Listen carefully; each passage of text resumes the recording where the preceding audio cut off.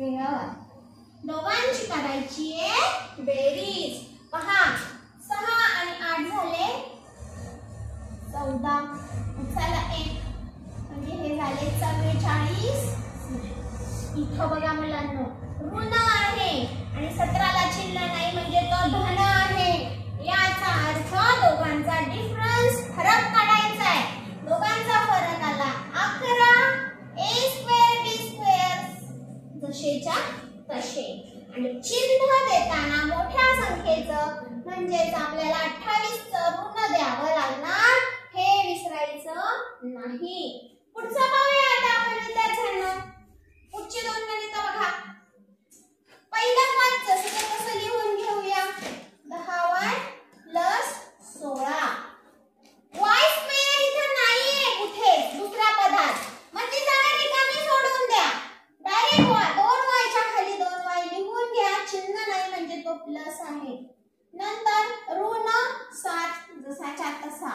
Okay बघा 16 plus आहे 7 ऋण मायनस आहे, दोघांमधला फरक काढा, तो आला 9।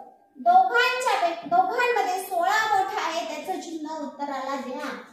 लक्ष ठेवा इथे सुद्धा ऋण आणि धन आहे म्हणजे डिफरन्स काढायचा आहे। डिफरन्स 8y येतो, मोठी संख्या 10 आहे, तिचं चिन्ह वजा द्यायला विसरू नका।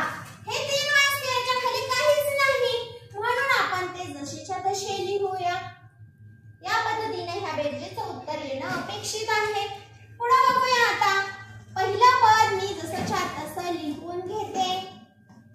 नंतर y² च्या खाली y² काही चिन्ह नाही म्हणजे तो +17y² आहे। नंतर ह्या y च्या खाली काहीच नाही, आपण थोडा वेळ 0 लिहूया गफलत नको म्हणून। आणि पुढे आहे +8 अधिक 8, दोघांची केली बेरीज।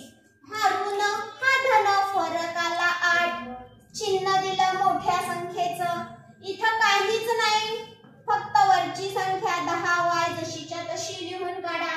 इथं दोघांमधला फरक घ्यावा लागेल कारण चिन्ह वेगवेगळं आलं।